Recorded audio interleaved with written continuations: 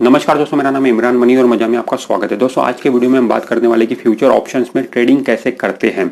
Specially आज के video में हम फ्यूचर्स देखेंगे, ऑप्शंस नहीं देखेंगे, क्योंकि देखिए फ्यूचर्स अलग है दोस्तों, ऑप्शंस अलग है और दोनों ही टॉपिक अपने आप में एक बड़े टॉपिक है, समझने में थोड़े से मुश्किल है, इसीलिए एक एक करके देखेंगे। तो आज हम फ्यूचर देखेंगे, फ्यूचर में आप ट्रेडिंग कैसे कर सकते हैं इसको समझेंगे।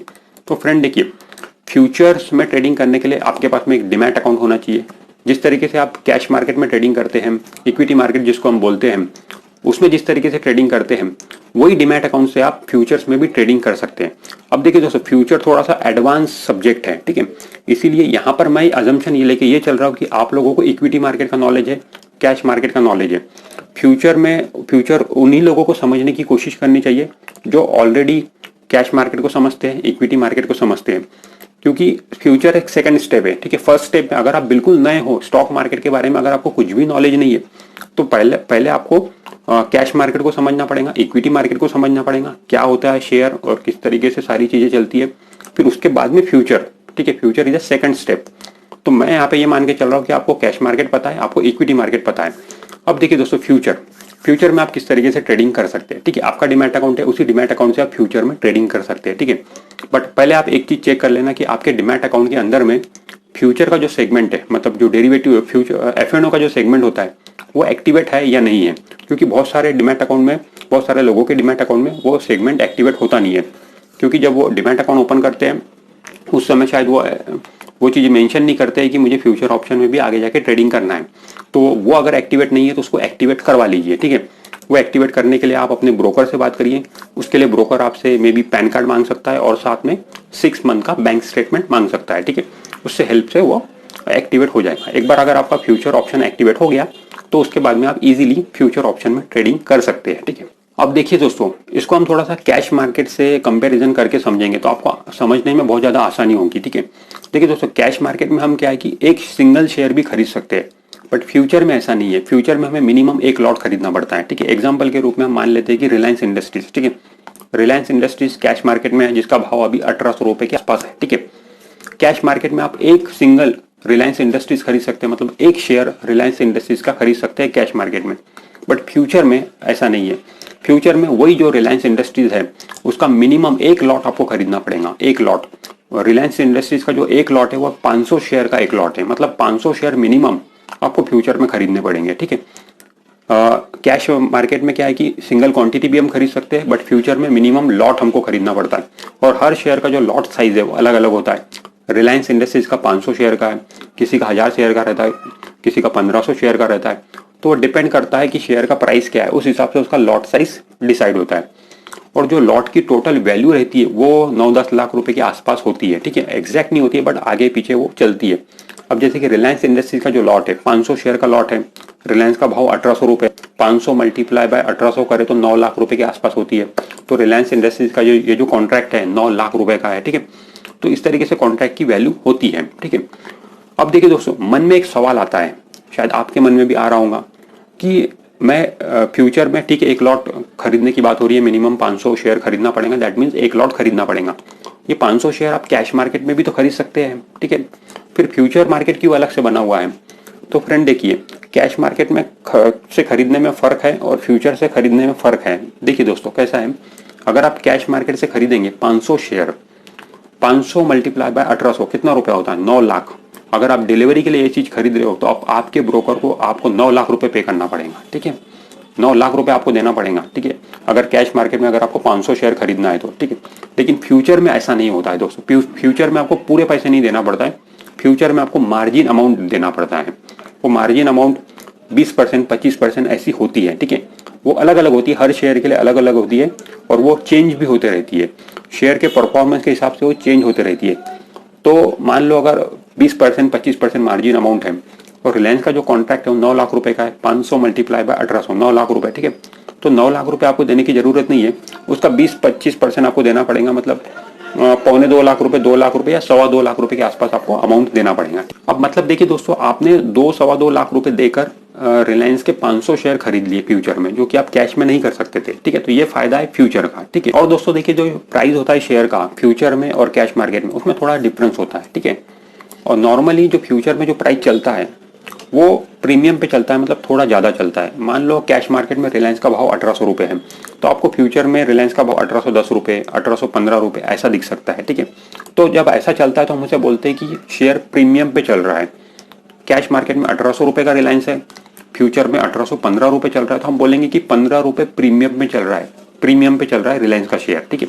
इस तरीके से नॉर्मली अमूमन आपको ऐसा ही दिखेगा, कैश मार्केट का भाव थोड़ा कम दिखेगा, फ्यूचर मार्केट का भाव थोड़ा सा ज़्यादा दिखेगा हर शेयर का नॉर्मली। बट कभी कभी ये डिस्काउंट में भी होता है, मतलब कभी कभी ऐसा भी होता है कि कैश मार्केट में 1800 रुपये रिलायंस चल रहा है और फ्यूचर मार्केट में 1790 रुपये चल रहा है। तो हम अगर ऐसा है तो हम उसको बोलेंगे कि शेयर 10 रुपये से डिस्काउंट में चल रहा है, बट ऐसा बहुत कम होता है। नॉर्मली आपको प्रीमियम पे ही दिखेंगे सारे शेयर, ठीक है। उसके बाद में दोस्तों एक और चीज़ समझने वाली है जो कैश मार्केट से अलग है, वो ये है कि कैश मार्केट में अगर आपने कोई शेयर खरीद लिया डिलीवरी के लिए, ठीक है, तो आप उसको लॉन्ग टर्म के लिए होल्ड करके रख सकते हो। आपकी जब तक मर्जी है तब तक होल्ड करके रख सकते हो आपके डीमैट अकाउंट में, कैश मार्केट में। बट फ्यूचर में ऐसा नहीं होता है दोस्तों। फ्यूचर में जो एक्सपायरी होती है, मतलब आपने फ्यूचर में कोई शेयर खरीदा, ठीक है, तो उसको एक्सपायरी के पहले आपको स्क्वायर अप करना पड़ता है, मतलब बेचना पड़ता है अगर आपने खरीदा है तो, ठीक है। अब ये एक्सपायरी कब होती है? तो ये जो एक्सपायरी होती है हर महीने के आखिरी थर्सडे, हर महीने के लास्ट थर्सडे के दिन एक्सपायरी होती है। जैसे कि अभी जुलाई चल रहा है तो जुलाई का जो लास्ट थर्सडे आएगा उस दिन एक्सपायरी है।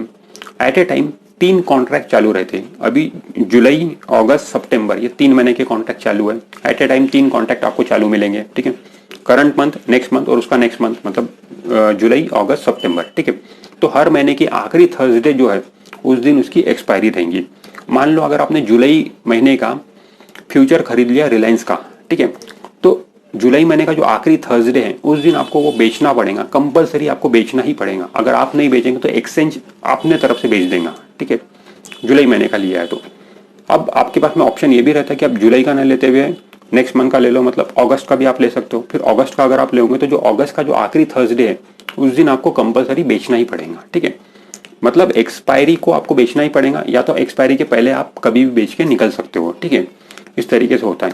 और एक दोस्तों इसमें एक और चीज़ समझने की बात है कि इसमें आप सेल भी कर सकते हो, मतलब उल्टा ट्रेड भी कर सकते हो, ठीक है, जो कैश मार्केट में डिलीवरी में हम नहीं कर सकते, ठीक है।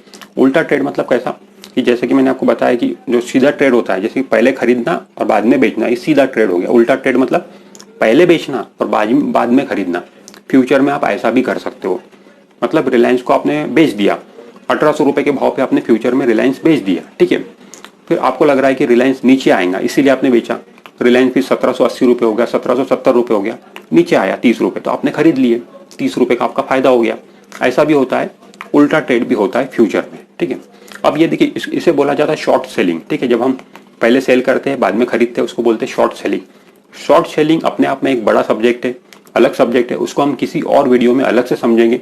इस वीडियो में हम फ्यूचर ट्रेडिंग समझ रहे हैं तो उसी पे हम रहते हैं। और दोस्तों एक ऑप्शन यहाँ पे और एक रहता है आपके पास में, वो है कैरी फॉरवर्ड का। कैरी फॉरवर्ड का मतलब ऐसा हो गया कि मान लीजिए आपने जुलाई का रिलायंस खरीदा, ठीक है, 1800 रुपये पे, और जब एक्सपायरी आई, थर्सडे आया, तो उस दिन रिलायंस का भाव गिरते गिरते 1700 रुपये हो गया, या मान लेते 1750 रुपये हो गया, ठीक है।